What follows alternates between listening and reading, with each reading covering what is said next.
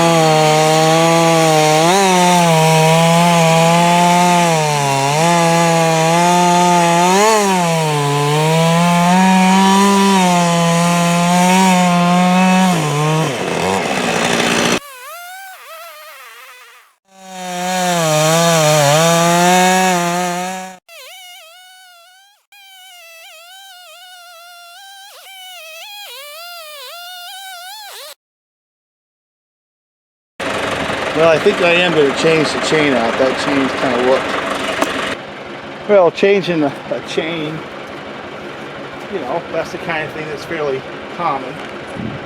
And I do prefer my 372 builds because of the internal clutch, external sprocket. So that is a demerit to 562s, so I have to do this arrangement here to change the chain.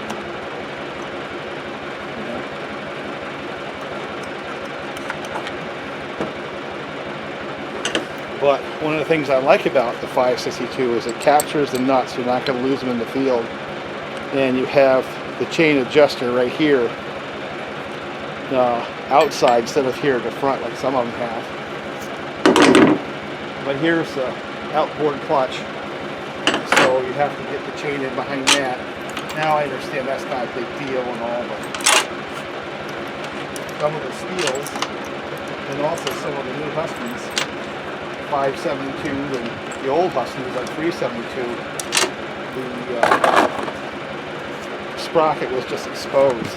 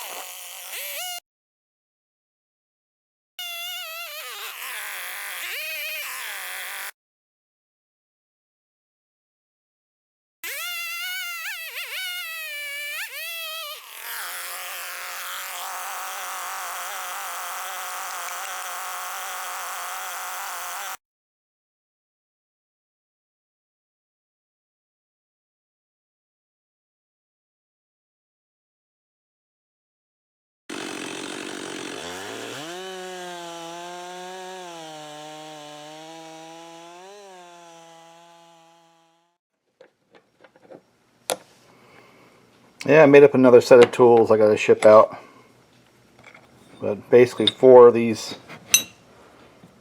crankjacks and handle. Got to clean them up a little bit before I put them in the mail. That bushing right there is take a little bit of time on a hand lathe. I probably ought to just contract them out and get a guy with a screw machine and crank these things out. But full set. I think there's only 3 more of these I make. I make the coarse thread for old Husky and 10mm PTO side and the coarse small thread for Husky. So I make 3 more of these things. And that's about every saw that you can imagine, I think. I have these test cranks I use just to check the threads. Yeah, I try to make the thread where there's enough slop where things aren't aligned perfectly. It doesn't put a lot of torque on the end of a crank and snap things. If a person wonders why I have a little looser thread form, that's why.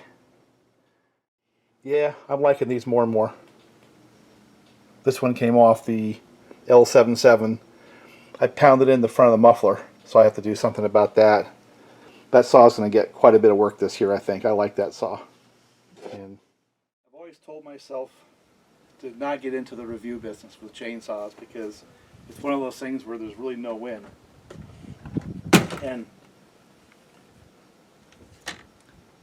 But with some of the online discussion, I figured I might as well throw my hat in the ring and do a review on the 562 Husqvarna.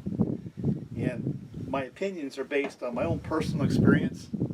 I've done repair on these things for a local dealer or two and for my own customers. You know, I'll stand here and, you know, for 2 or 3 hours there won't be a car go by. The first time I put the camera up, it looks like a traffic jam in a highway out there. We're kind of on a back road here. We're not really in the thick of things. So anyway, features. You can go look at a brochure for those. But the kind of things that stick out for me is the primer bulb is really handy. See, all my saws, they live in the back of the truck, the ones that are actually being used for work. And having that primer bulb after a cold night to sort of flush the gas through and get some of the condensation out of the carburetor is a good thing. It usually is an asset when you're trying to start the saw. So I'd consider that a feature. I kind of like these little flippy caps they all have now. They work pretty good. These have something called Rev Boost, and that's one of the big differences between the 562 and the 555. There's a whole lot of things that are associated with that one feature. Stuffer versus non-stuffer cranks, different ignition, different carburetor, stuff like that. The transfer cover is a little bit bigger on the 562 than the 555, and all that's about. Rev Boost lets it get to a higher RPM for a couple of seconds for things like limbing, like 16,000 RPMs for a couple of seconds before it brings itself back down.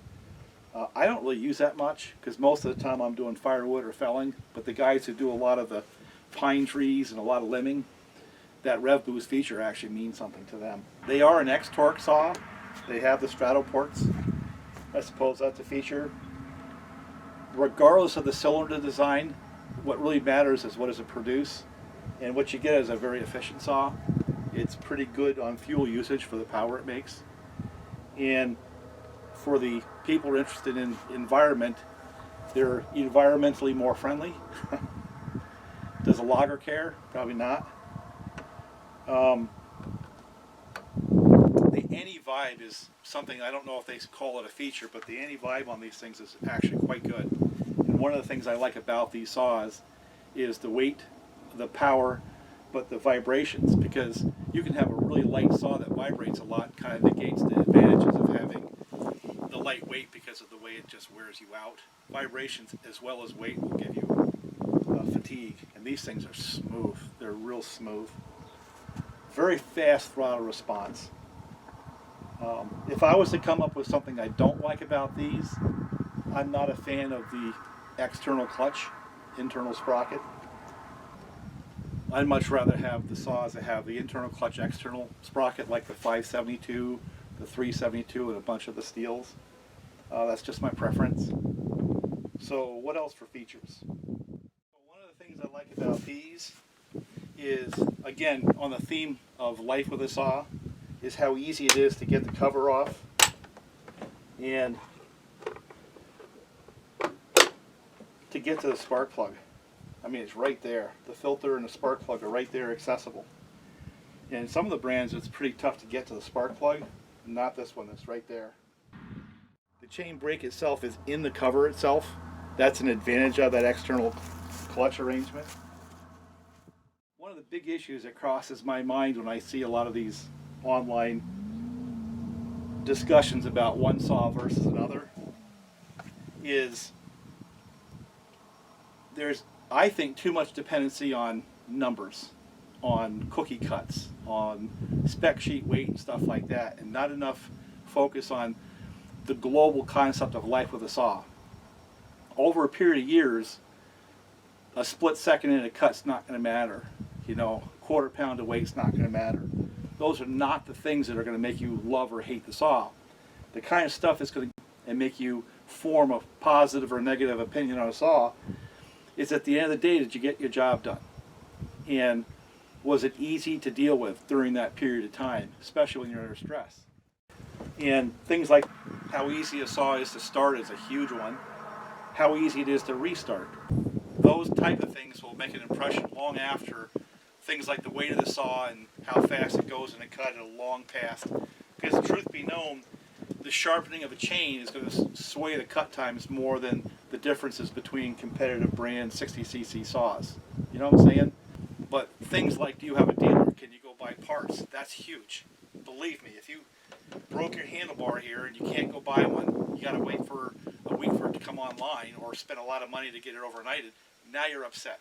If you can have a saw like a Steel or Husky or one of the other major brands where there's a dealer stocking parts, that's the kind of thing that when you need it, when you're under pressure, if they've got a good inventory of parts, something stops, you can go down and get yourself going within a couple of hours. That's the kind of stuff that life of the saw is about for me.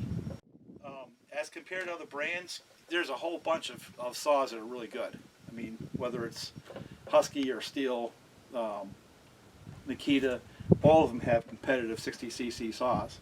The reason why you pick something like this is because of the type of work you do. I guess if you're a professional doing smaller type trees, I figure 22 inches and down, these are good enough for. I mean, I run a 24-inch bar on these, but that's pushing it. They're really solid with a 20-inch bar. So the type of trees that a 20-inch bar work with is the type of work that this saw is really suited to. That and smaller. Very fast, very snappy. They're now proven reliable. Husqvarna has upgraded this saw over a period of time where, you know, anything past 2016, they're statistically as reliable as anything out there. And they have continued to upgrade. There's a whole new filter system now too for places in dusty conditions, and that's in all the new ones. And that kind of brings up one of the final points for me is when you're looking at a saw that's going to be a companion for a while, how long has it been around and how long is it going to be around? And what I mean by that is some saws that came out the same period of time as this back in 2011 are already gone. Otherwise they're obsoleted, the manufacturer is no longer pushing or selling them. And the reason that matters is when you're with a saw, you're going to keep a saw for a long time. There's a few brands and a few models that come to mind like 372. There's been versions of 372 since the 90s out there, and some of the steel is the same, where the chassis has just endured the test of time. It's indicative of how good the design was from the get-go. But from your perspective as a user, what that also is an indication of is how many parts are out there and how much knowledge is out there, both online and your dealers. These have been around since 2011. There's been a constant, steady updating done by Husqvarna. Pretty much all the updates will retro to all the old saws, and that means something.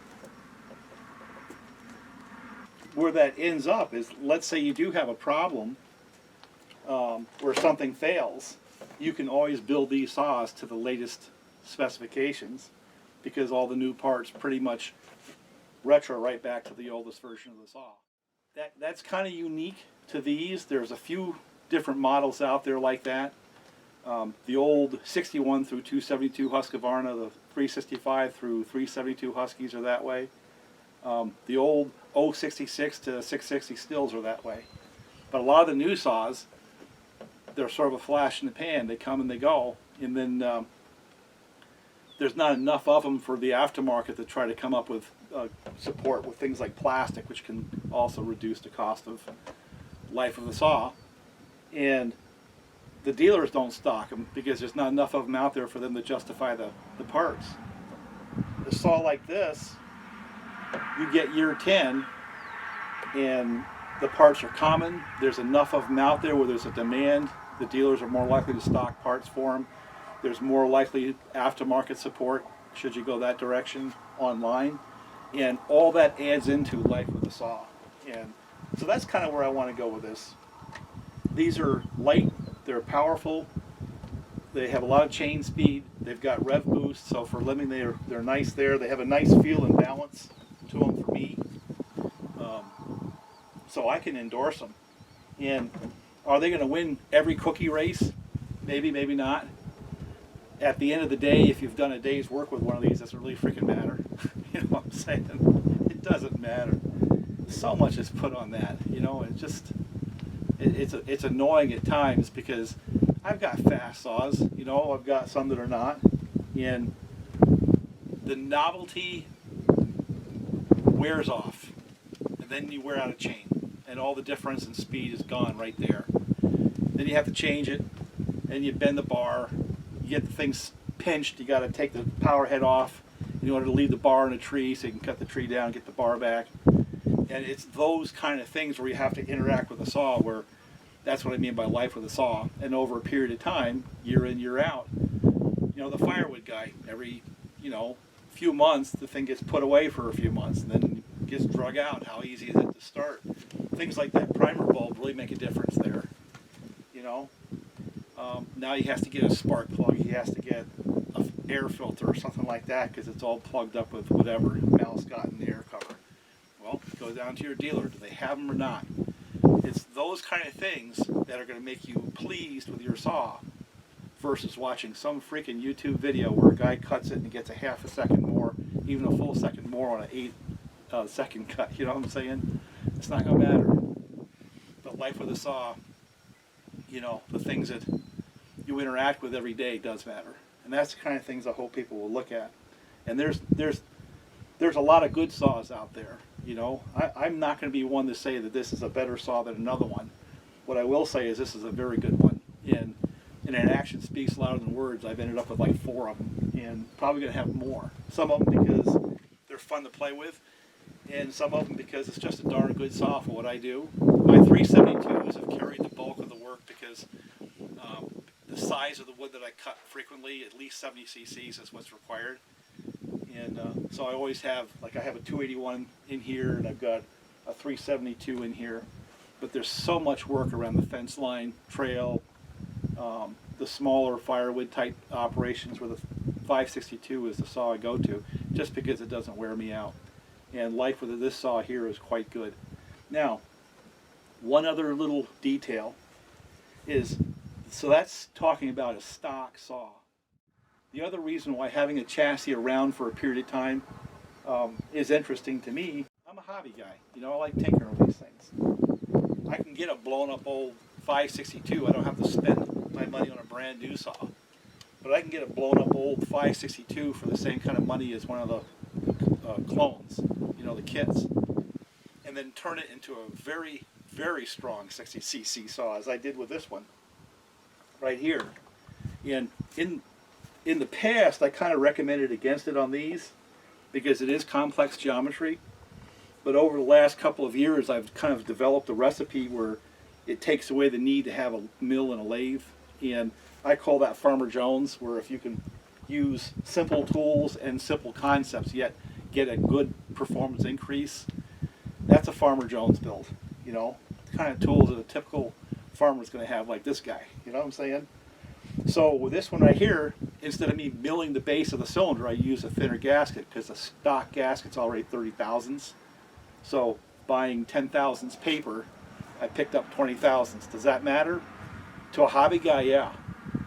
And the other thing is, now there's aftermarket pistons with pop-ups, and that's a new wrinkle. So the combination of the thinner gasket and the pop-up piston gives you a pretty big compression increase. That really changes the way it runs at the lower RPMs, taking away one of the issues that some people have with a 562, and that's the torque. That build right there runs with a 372, you know. So that's the other reason why it's kind of creeping into my world more, because it's beginning to overlap in performance with the saws that have been my bread and butter saws for a long time. I would certainly recommend getting into these as a chassis, not just as a person who needs a saw in that CC class, but as a hobby guy who likes to build hot rods. These things are great. And that's a change. That's a change in tone for me on the channel. But one thing I've seen over the years is these things here have earned their way into my heart. They've earned their respect just based on how they have performed over time, mine in particular, but also my customers. And these are a great saw, the 562. That's my most humble opinion. Well, I gotta go split some wood. Well, we blocked that up, I don't know, a day or so ago. Temperature was quite a bit colder. Right now it's pretty warm. And you know how I know the 562 is a good firewood saw for trees that size, 20 inches and minus? Well, take a look.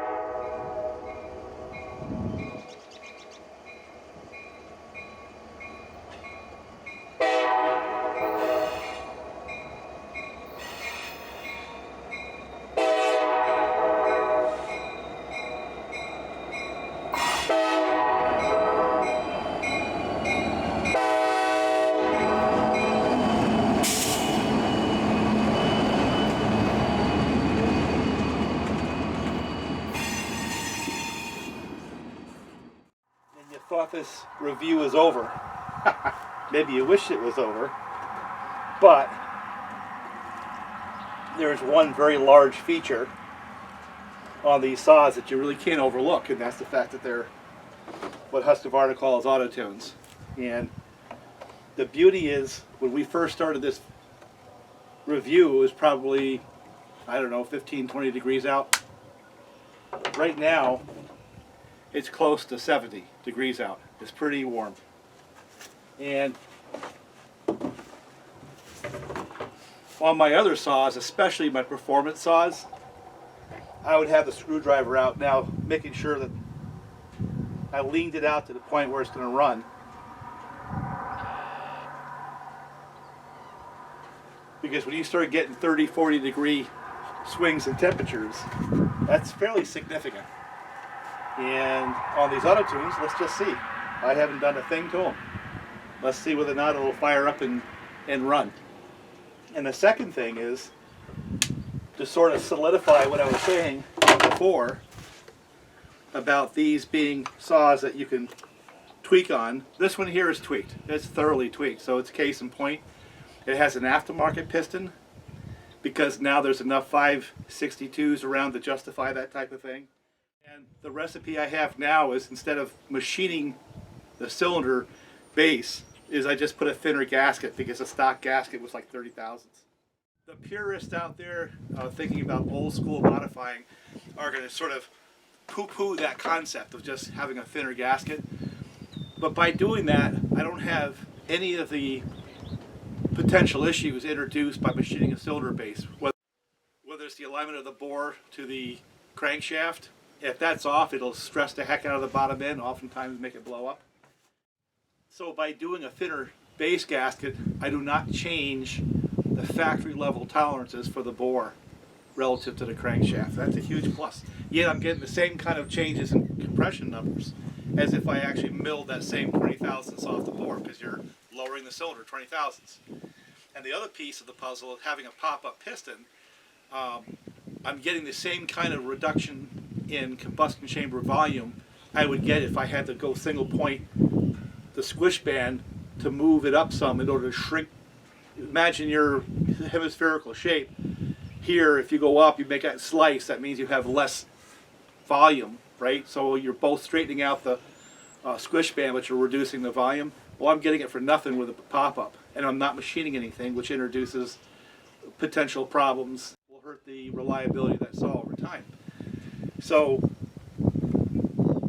because there's so many of these out there, and because they've been around for a long time, the aftermarket has responded with a pop-up piston. I did a video before, I'm not going to show it again, but the performance increase on just doing things like that is pretty noticeable. And with the auto tune, I don't have to tune anything, it works itself around. And that's a very subtle point. The modification that you came up with is requires a fuel change that's within the performance envelope of auto tune, it'll handle it just fine. If the modification you came up with requires more fuel than the system can handle, it'll be like anything else, you'll have to come up with a different carburetor or whatever. And one of the other brands ran into that with one of their big saws. The guys are having a hard time because their particular auto tune and their particular fuel system couldn't keep up with the modifications. That's a little bit off in the weeds. Let's go do some noodling so you can see what it looks like. So you thought this was over. Not. I think what I'm going to do is I'm going to work on those cherry blocks over there because it's a really, really tangled grain they have, and noodling is probably the best way of dealing with them.